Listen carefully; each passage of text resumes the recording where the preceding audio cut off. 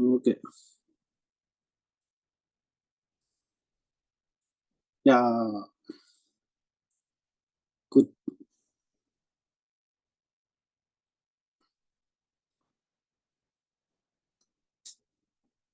Good morning, everyone. So today, uh,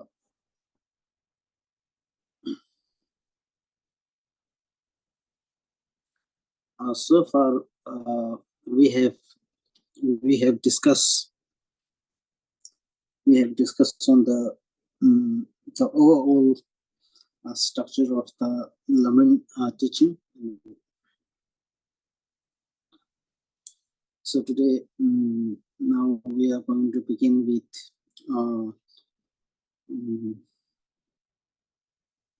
we are going to discuss with the beginning of the Lamrim teaching. The Lamrim.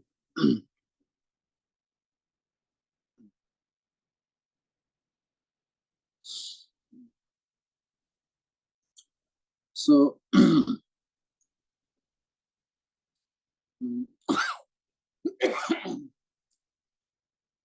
when we talk about the Lamrim teaching, it all started with the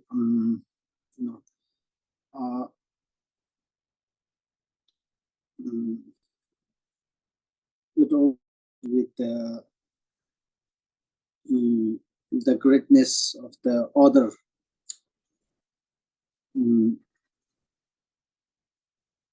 According to Vikramshila University. Right. Now, first, for example, Master Adisha, who composed this text, the Lamrim, the lamp for the path to enlightenment. So this is the root text, the Lamrim text, which is composed by Master Adisha. Right. So Master Adisha was graduated.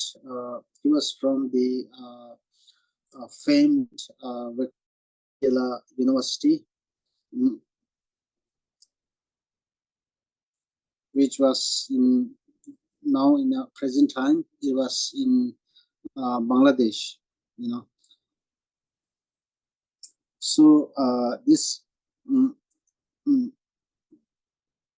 So according to this university, Vikramshila University, there's a tradition of presenting the greatness of the author and the greatness of the teaching. So so which is also the part of the Lamrim teaching, presenting the biography of the author, Now, who was the author of this? The lamp for the path to enlightenment. The lamp for the path to enlightenment.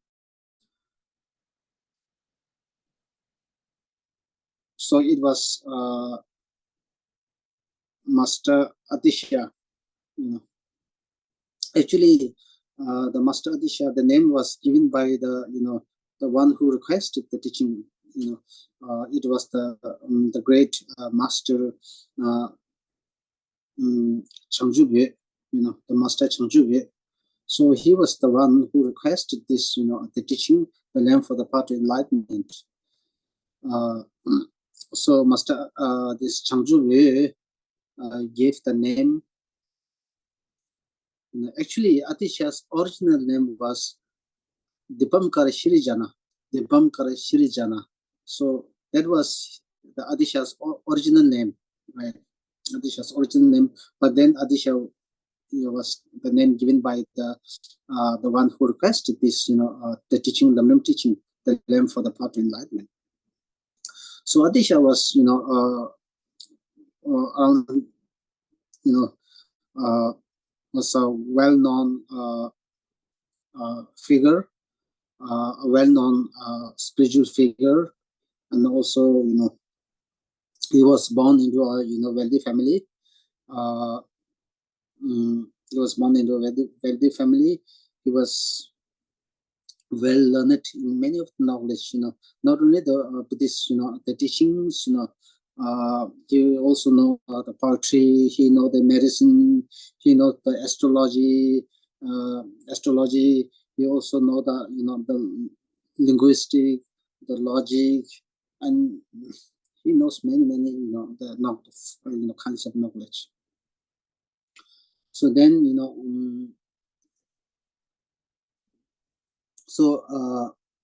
and he not only well versed in this knowledge, he also very well versed and highly knowledgeable in this Vajrayana teaching. Vajrayana teaching. So then especially he was also very well learned in the Samvara Tantra. So it was the Jalasamvara Tantra. So after staying in Vikramshila University for a very long period of time, then he under the instruction of the Tara, Green Tara, so he was he planned to visit Tibet, because he was being requested by the Tibetan king, Changju. So he decided to go to Tibet, and the Tara also, made the prediction that if you would visit Tibet, you would benefit a lot of things, and you also will produce many of the some of the best disciples, the students, so with this, then Adisha, planned to visit Tibet, So then, he, made a plan to visit Tibet. So in the beginning, that all the then Changju, who requested, who invited the Master Adisha to Tibet. So he made the announcement. He made the announcement that one of the leading scholar, one of the leading top scholar from India, Vikramshila, from Vikramshila University, the great master by the name of Devam Gashiri Jana was coming to Tibet. So all of you come to invite him, to make the reception, to welcome him. So around those time,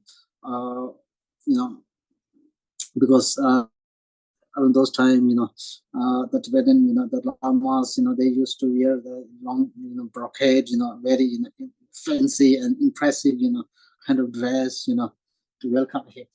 So, by riding the horse, so they are ready to make welcome Master Adisha. So on the way, Adisha was, Adisha's on the way from the far away, Adisha, the people line up, it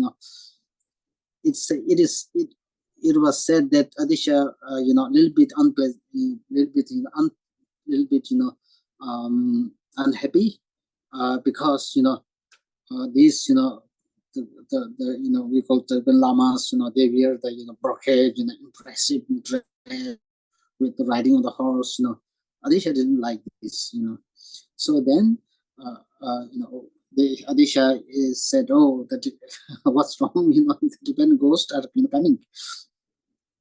At that time, then this master, this Tibetan master, lamas, they get down from the the horse, and then they wear the monk's robe, with the yellow yellow robes, and then displaying that they are really the uh, they're all monk, monk, all these things. With this, Adisha was then pleased, pleased to see all the, the people in the monk's dress and all these things. Adisha was really pleased,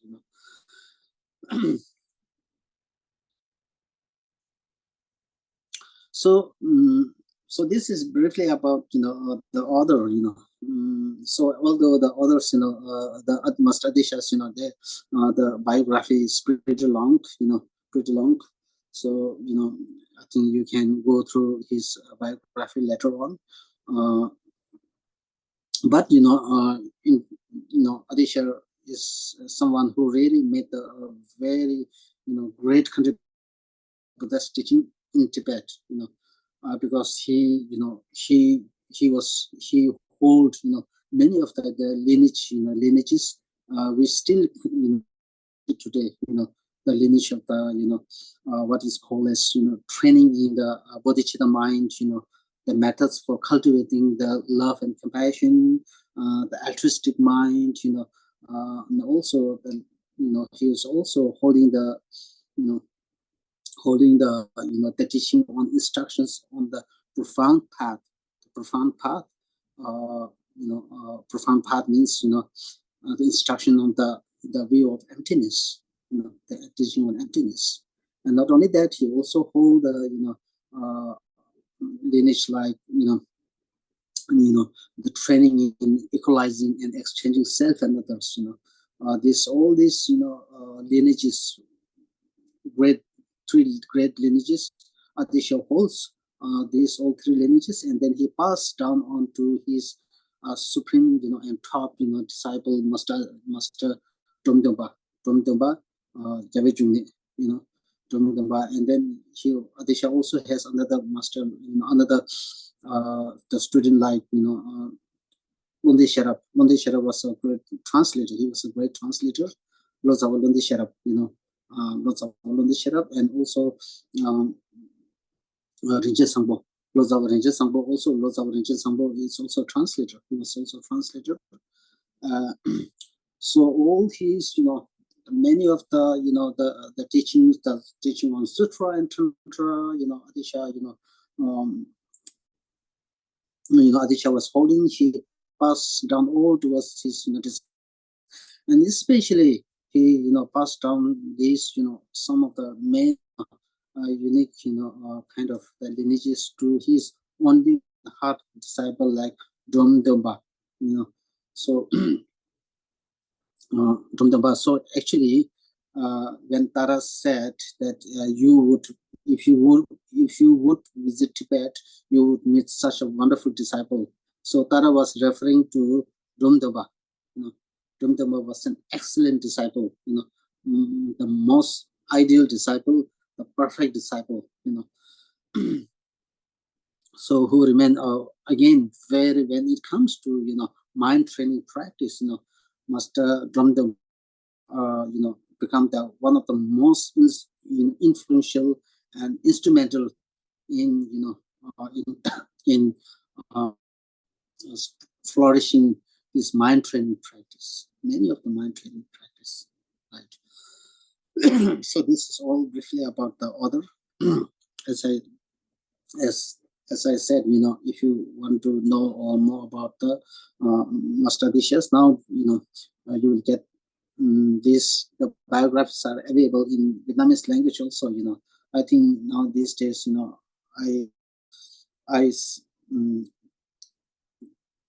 I noticed that many of the Lamrim teachings are now translated already into Vietnamese. So that's really wonderful and really great.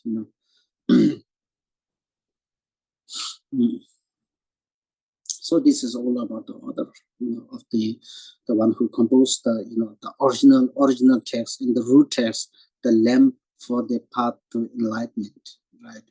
All the future Lamrim teachings are based on this wonderful text, right? Okay, now after that, now we also after that the second part is what is called as the greatness of the teaching. Now the greatness of the teaching. We already talked briefly about the greatness of the author, and now we are going to talk about the greatness of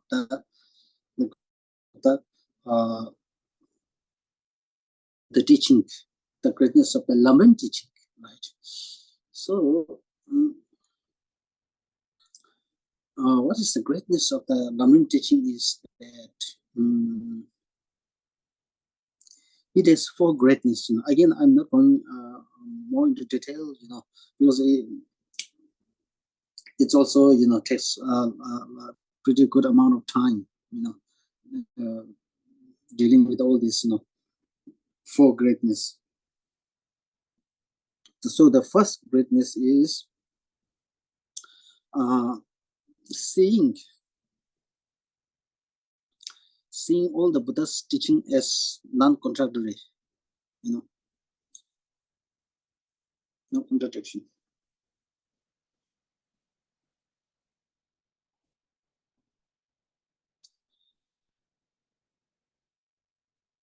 Mm, mm,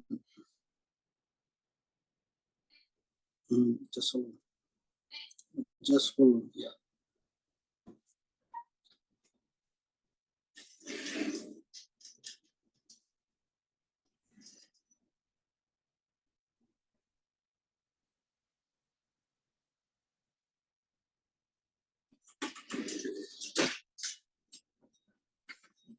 So sorry. So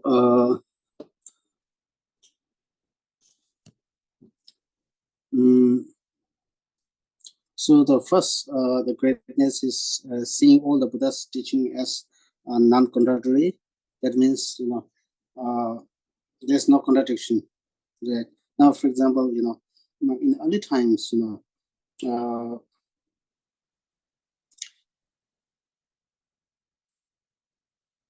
in early times, people see, sutra and tantra, right? The sutra and tantra is seen as contradictory. The followers of the sutra teachings or sutra, the followers of the sutra teachings cannot practice tantra. The practitioner of the tantra cannot practice sutra teachings. So there's this kind of distortion is there, So then, and also there's people in early times, there's a distortion or mistaken, view that Mahayana and Hinayana are both contradictory.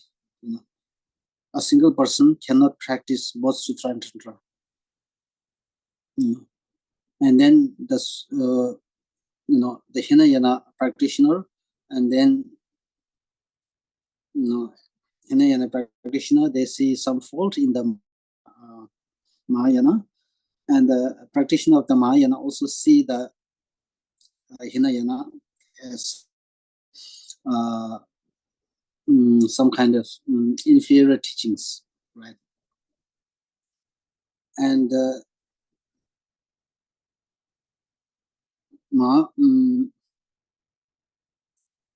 so then what really happened is, because the Mahayana practitioner, in early times, we are talking about early times, right? Mahayana practitioner, they see, oh, this is Hinayana, we this is not our teaching, we don't have to practice, we are Mahayana, we are practicing Mahayana, Hinayana teachings are only for those low scope people, less less capacity, or the Mahayana Hinayana teaching designed for the less capacity, inferior capacity people. We are Mahayana. Then Hinayana also, the practitioner of Hinayana, because of this, that is the practitioner of the Hinayana, they see and they say that Mahayana is not a teaching of the Buddha. They exclude the Mahayana teaching as the teaching of the Buddha. So in this way, there are a lot of the kind of mistaken and some kind of distortion of the teaching in those times, right? Not only this, again, then in early times, the people also do the they claim to have some kind of spiritual attainments, some kind of spiritual feeds. So they demonstrate some kind of, the behavior, kind of behavior, which would damage the Buddhist teaching as a whole, So in a way, there are a lot of, distortions, relating to the Buddhist teaching. People have mistaken, misunderstanding, misconceptions about the Buddhist teaching. So in a way, the individual person cannot practice Sutra and Tantra, Mahayana and Hinayana on a one cushion, on a one seat. So in this way, this kind of thinking, this kind of way of thinking, and this also, in a way, polluted the Buddha's teaching. Polluted the Buddha's teaching. So then, in the text, liberation in the palm of your hand, then the great, the Lamrim text now talks clearly, right? Talks clearly that there is no contradiction between the Sutra and Tantra. There is no contradiction between the Mahayana and Hinayana. No contradiction. Sometimes, sometimes in some of the teaching, like some of the teaching, for example, right, Buddha say, all the beings can achieve enlightenment. Then in some other, teachings, Buddha say all the beings cannot achieve, there are some, beings who cannot achieve enlightenment. But again, there's no contradiction. It looks contradiction, but there's no really contradiction, right? And again, sometimes we also do see contradiction. Like, for example, in some of the teaching, like, Buddha say, for the Bodhisattva, but for the Bodhisattva, they remain in samsara. Yet on the other hand, the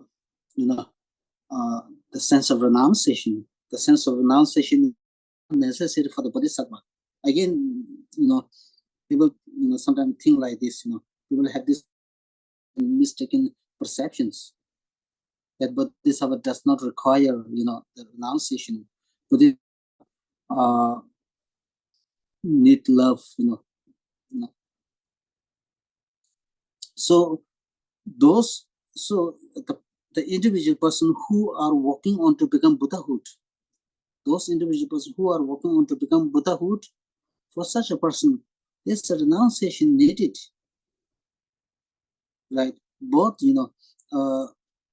both renunciation as well as the bodhicitta is needed. Bodhisattvas, they remain in samsara. Why? Not because they love the samsara, because they remain in samsara to serve other beings, to help other beings out of love and compassion. Yet at the same time, Bodhisattva needed, because Bodhisattva do understand that if they take a rebirth, if they have the karmic rebirth, right now our rebirth is karmic rebirth. So long as we are, our birth is determined, our birth is under the control of karma and delusion, prone to suffering, different kinds of suffering. Prone to different kinds of suffering, there is simply not, it's very difficult to benefit others. Oneself, because we have the karmic birth, many of our, activities are, determined. Many of our activities are determined by, karma and delusions. So therefore, because we are under the control and power of the karma and delusions, so therefore there's a suffering. If there is a suffering, we cannot manage ourselves. How can we bring benefit towards others? So Bodhisattva know this, understand this. under the, so long as they're suffering, how they can bring benefit towards others. So fearing this, they wanted to get out from the samsara. They wanted to get freed from the samsara. Yet at the same time, they remain in samsara to bring benefit towards others out of compassion and love. So in a way, there's no contradiction between Sutra and Tantra. There's no contradiction between Mahayana, Mahayana and Hinayana. An individual person can take on a one cushion, can practice Sutra and Tantras harmoniously. So this is the first greatness, and the second greatness is it says all the Buddha's teaching should be seen as instructions meant for practice. All the Buddha's teaching should be seen as means for practice, instruction. Again, sometimes we also have some kind, people have understanding this kind of mistaken notion or misconceptions. Misunderstandings still existed today, because sometimes we tendency to see that this is the practice text. Now this is theory. This is theory. This is study. It has nothing to do with me. My style is more towards the practice. So we make difference. This is practice. This is study. This is the studies are mainly for scholars. Doing research, study, and all these are designed for the scholars. Whereas for the practitioner, they need the practice text. They need the practice instructions. So we have this kind of distorted thinking, this kind of misunderstanding.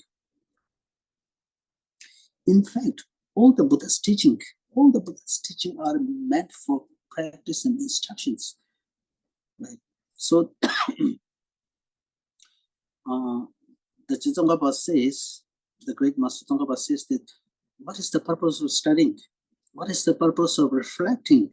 What is the purpose of contemplation? According to Tsongkhapa,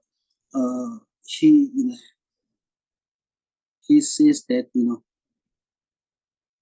the very purpose of studying is to put into practice. The very purpose of reflection, contemplation of the Dharma are put into practice. If not, for what purpose?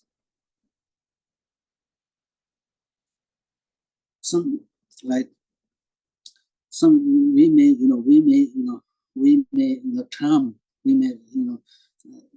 think, oh, this text is for philosophy text, theory text. But why do we say that? Because we do not understand the text, the content of the text. So therefore, we are compelled to say this is philosophy text, this text. By doing this way, what really happens is, if we do think, some of the Buddha's teaching, some of the explanation teachings. Some of the explanation teaching is just for the theory, whereas some of the the instruction as practice. If we do such kind of demarcation, such kind of differences, what really happens is we try to abandon, we try to isolate, we try to abandon. We are getting disrespectful to the teaching.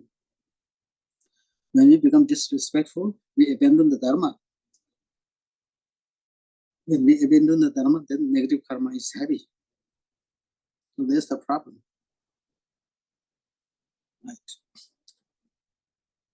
So therefore, the whole purpose of studying and reflection is all nothing but to put into practice.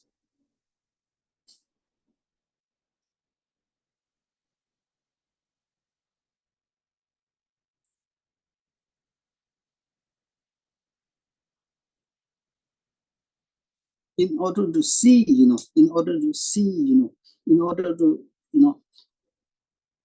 many of the Buddhist teachings of the Buddha's, almost all the Buddha's teaching are none other than practice.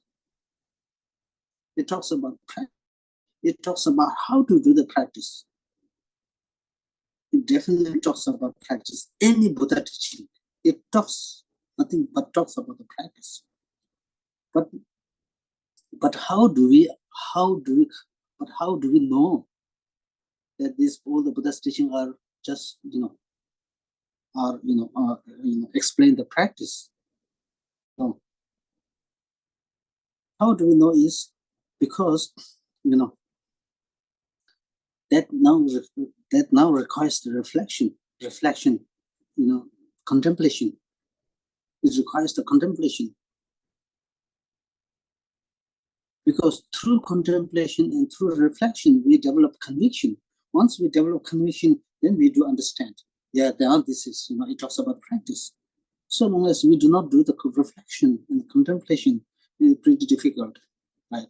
So therefore, again, Master Tsongkhapa say, there are two kinds of meditation, in early times, many of the, many people and many scholars, they do believe that single-pointed meditation is only meditation. No other meditation other than single-pointed meditation. Tsongkhapa say analytical meditation. Tsongkhapa talks about analytical meditation. Analytical meditation is a meditation because closely, single-pointed meditation. Yeah, we do single-pointed meditation. Sometimes when your mind is too disturbed, our mind is sometimes disturbed here and there.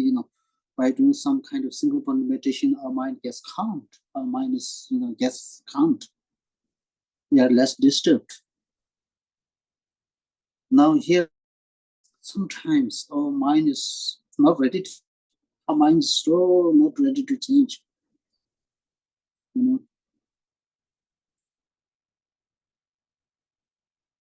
So, when we talk about our mind is not ready to change, now we talk about the, self-cherishing thought, self-grasping, the ego, self-centered, all these things. This has to be reduced. Definitely, this has to be reduced. There's no choice. If we all want a happy life, we all want comfortable life, joyful life. But what really destroys our joyful life is this, negative thoughts, grasping, self-cherishing thoughts, and the egoistic feeling. So this really destroyed that, disturb our mind. So therefore, in order to deeply shake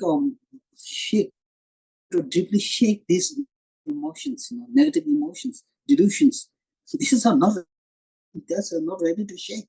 The only thing to shake these disturbing emotions, negative emotions, are only through analytical meditation.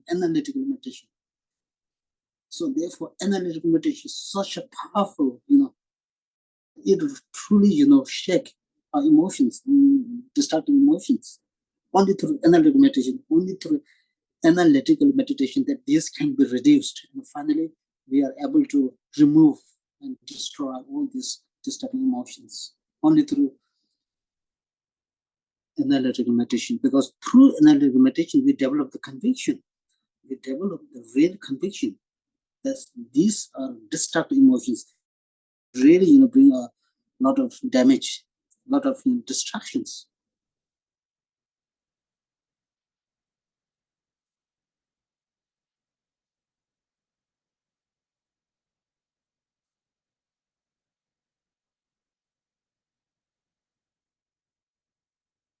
So therefore, analytical meditation, when it comes to developing the conviction in the wisdom, conviction in the the power of the altruistic mind, bodhicitta, buddhism, the impermanent, the wisdom of impermanent, and analytical meditation is the most powerful than single point meditation. Of course, we need single point meditation, right? definitely single point meditation highly necessary. Yet at the same time, analytical meditation is really, really powerful to really shake our, destructive emotions from its root. So therefore, through through analytical meditation, through analyze, through analyzing, then we come to understand the real nature of our mind, the real nature of things.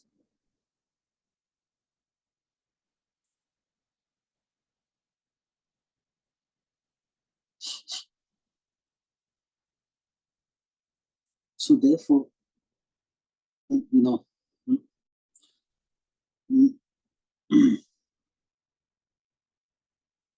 and then analytical meditation also with the purification practice, of the merit, the Guru Yoga practice. So this also highly become involved, necessary, because we need to do the right study, excellent study, excellent reflection, then excellent practice, then excellent result. So this is the second part, the greatness of seeing all the Buddha's teaching as means for practice, means for instruction.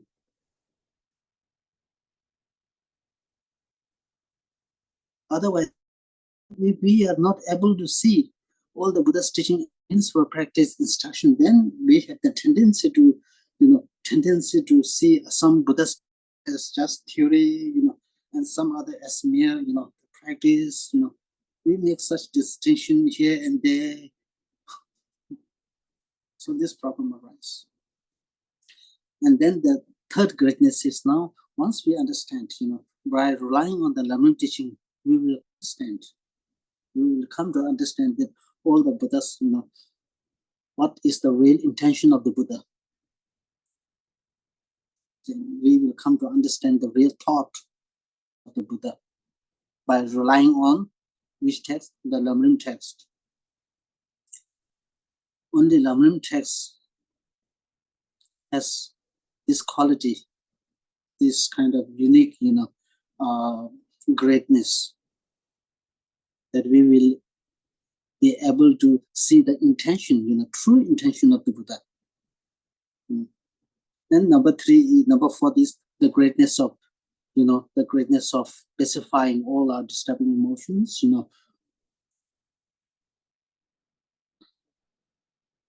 all the shortcomings, that we won't make.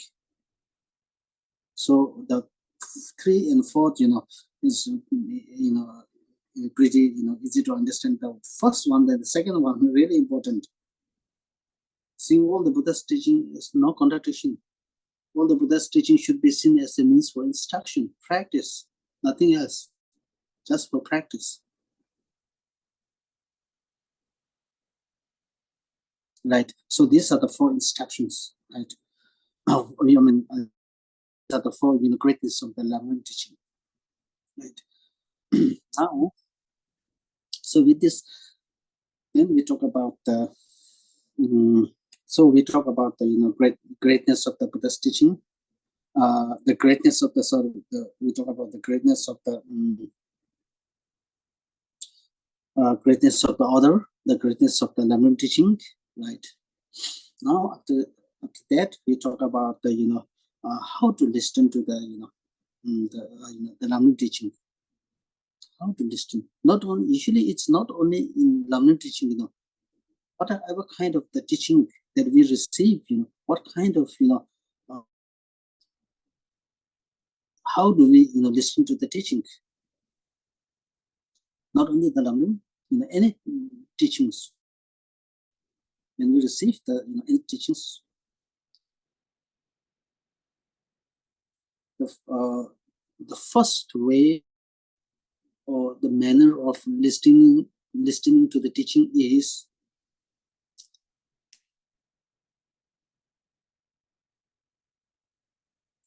the first way of listening to the teaching is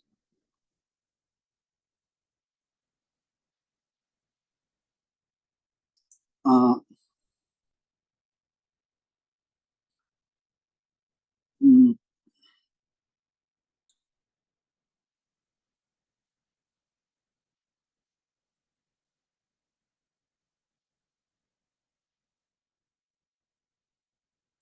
listening attentively. Listening attentively means we use our ear to listen carefully to the teachings, because that is like if the container, if the vessel, if the cup, the cup that we are going to drink the water or to drink the tea, if the vessel of the cup is upside down, if the cup is upside down, if you try to pour the water or the tea, it's not going through.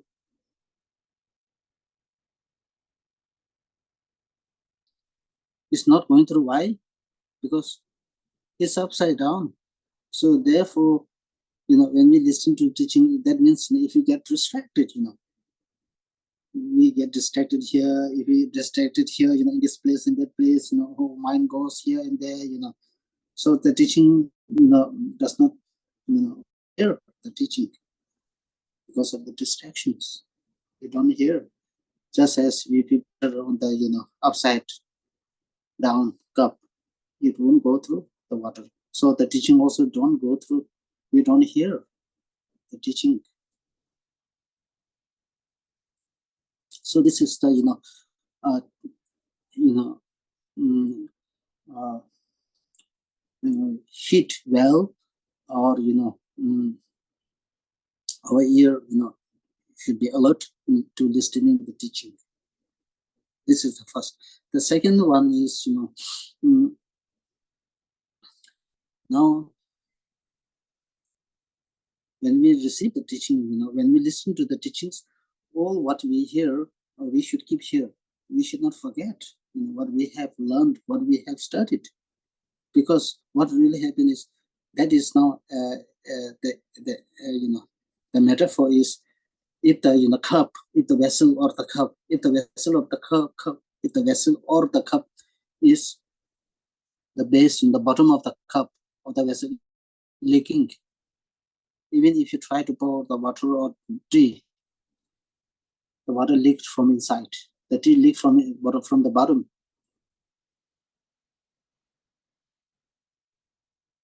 right? So no matter then how much we pour the water, no much we pour the water, it keep on leaking from the bottom.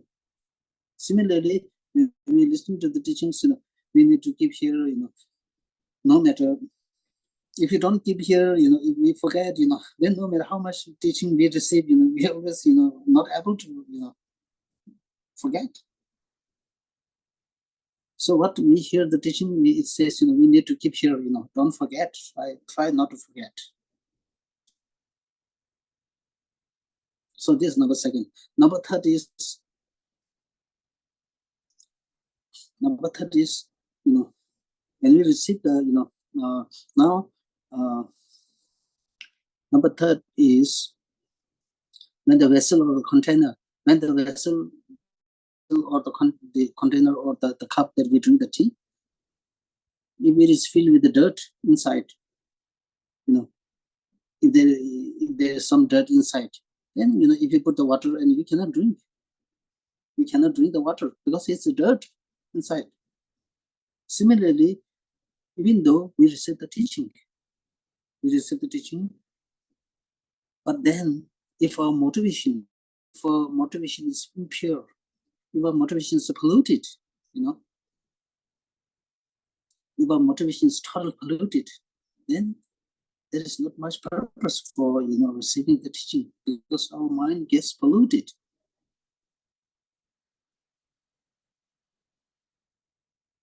And we receive the teachings in order to benefit others. We receive the teachings, to achieve the Buddhahood, to achieve the liberation, to achieve the Buddhahood. With this kind of motivation, we listen to the teaching, right? if our mind is something polluted, or, something, the mundane concerns like these things, then, it won't be that much effective, harmful practice. And therefore, when we listen to the teaching,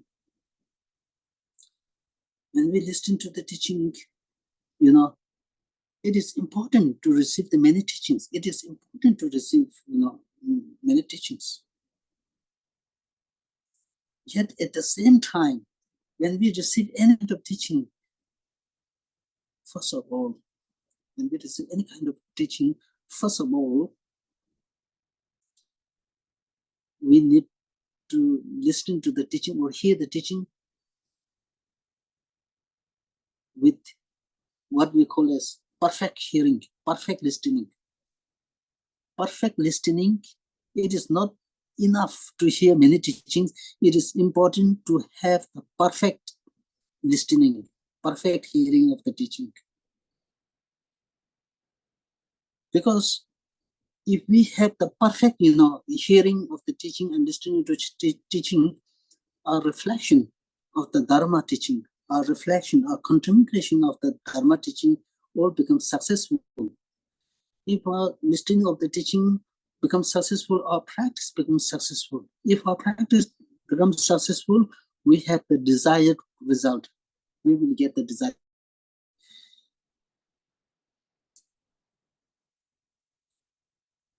If the listening of the teaching is not excellent, the practice, one's reflection, contemplation is not effective. It's not excellent. Then the practice, of course, is not excellent. Then we will not get the result. So therefore, now here, listening to the teaching, we need to listen to the teachings, right? Listen to the teachings with good motivation. So listening to the teaching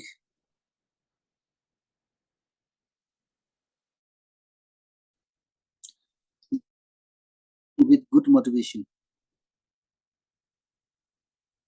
to make sure that our listening to the teaching goes success. Sometimes what happens is we study, in the beginning, and then in the middle, in the middle of the road, we feel somehow we feel boring, we don't want to hear the teaching, any longer, we lost the interest. This happens. So therefore, to make sure that our study becomes really good, our study become perfect, study become excellent. What really need is, we need the purification practice, we need the accumulation of merit, we need to receive the blessing from the lineage masters.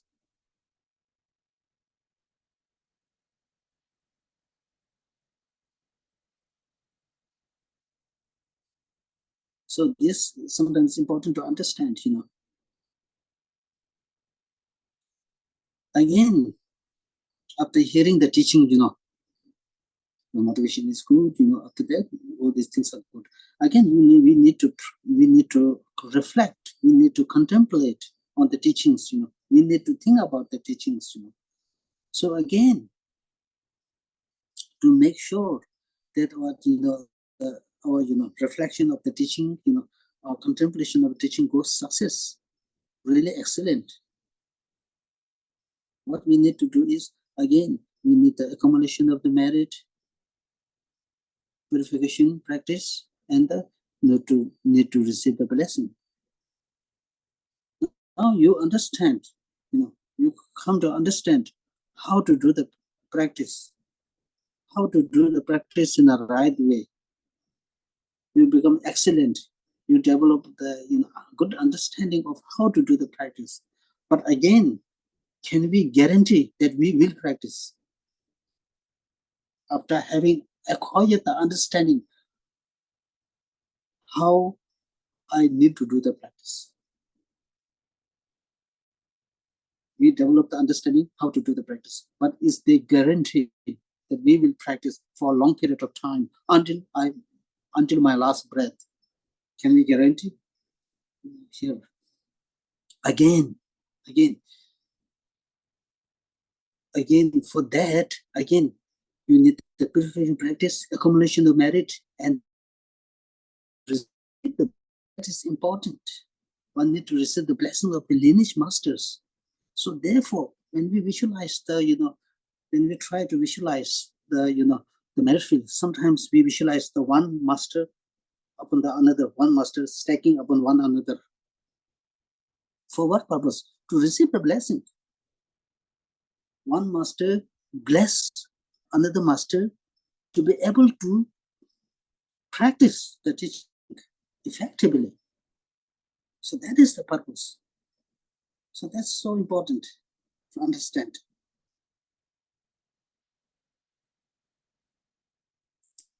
Therefore, preliminary practice makes sense. Why we do the preliminary practice? To make sure that your practice of the Lamrim teaching or Vajrayana practice, Vajrayana teaching or understanding practice go smoothly without any obstacle interruptions. That is the very purpose of doing the preliminary practice. Otherwise, why do we do the preliminary practice? Of course, for that, we need to purify. We need to accumulate the merit. First is the taking refuge, right? Then we have the Vajrasattva practice for the for the purification.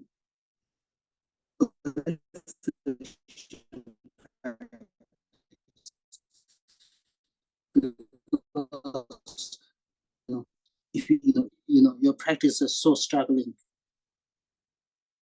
practice you are doing is struggling practice, because you are doing something with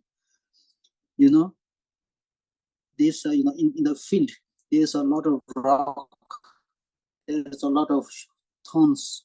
You will try to put some seed, it will not work. It's a lot of work. Similarly, if you have some karma, thick negative karma, and then try to do practice, it is struggling practice. Therefore, Vajrasattva practice come into being. Vajrasattva practice make preliminary Vajrasattva as a preliminary practice makes sense. Then again, now you need to, in order to make sure that your practice goes well, goes favorably well. So you need the accumulation of merit.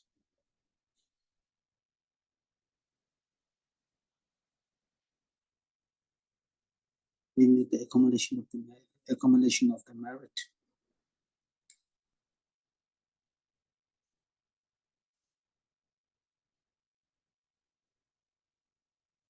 Okay, yeah. So with this, so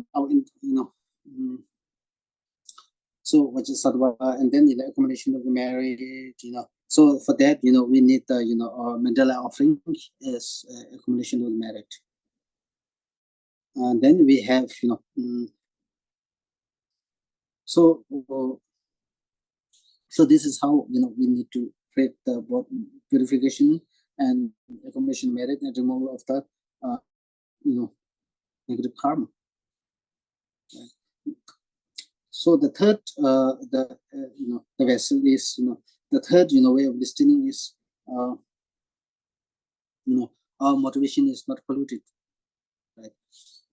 So with this is how we listen to the Dharma. Now I think the internet is not good, internet not good, not doing good job. So I think I will stop here. We will do better in the next time. Internet is not good. So I think I will stop here. So I will dedicate, sorry for the internet being not good.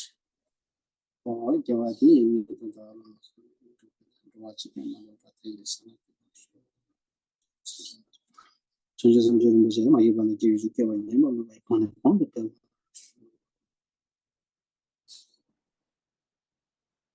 무슨 이제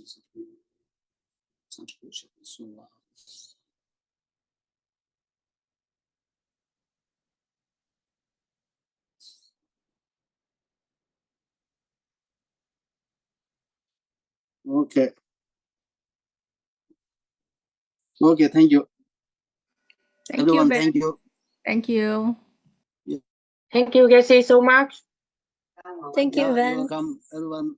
Welcome. Welcome.